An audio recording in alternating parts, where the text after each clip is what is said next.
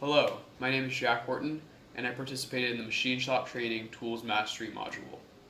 The result of my project was a machined aluminum part, which looks like this. To create this part, I followed an engineering drawing, which is shown here. The engineering drawing features a front view and side views of the aluminum part, as well as specific directions for drilling each hole in the bottom right-hand corner. In addition, the dimensions of each hole are given on the diagrams, and the specific drill parts needed are also included. After getting certified to work in the machine shop, I followed the edges of the part using a handheld file.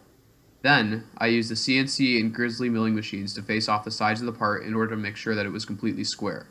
At this point, I ran into a problem because the piece ended up being a little smaller than 4 by 4 inches because facing off the sides of the part causes its dimensions to drop below 4 inches. Once I realized this problem, I stopped facing the edges in order to prevent any further decrease in size.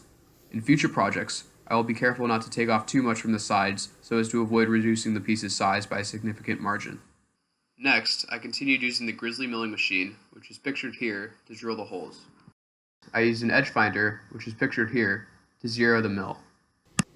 Then, I drilled a slot into the piece using a 1/4 inch end mill. Next, I used the center drill to create an accurate center hole for the holes.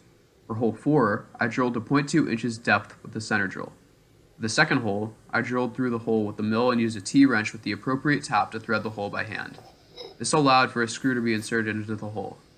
In this project, a drill bit was used to drill the hole prior to tapping.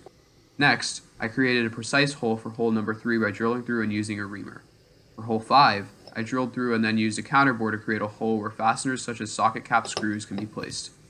For the 6th hole, I drilled through and then used a countersink to drill deep enough such that a flathead screw fits snugly inside.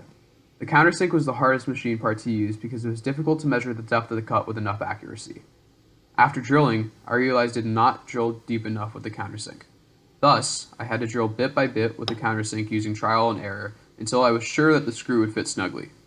Finally, I deburred the holes with files, sandpaper, and a countersink and then finished the part. Drilling each of the holes went very well, but deburring the sides of the part in the holes was surprisingly difficult and led to some rough edges because I applied too much pressure. In the future, I will be less forceful with the deburring tools and sandpaper so that I do not create indents and rough edges. Overall, my part almost matches the specifications on the engineering drawing exactly. However, if I were to redo this part using the same engineering drawing, the dimensions on the part would be slightly different due to the uncertainty in the measurements on the machines.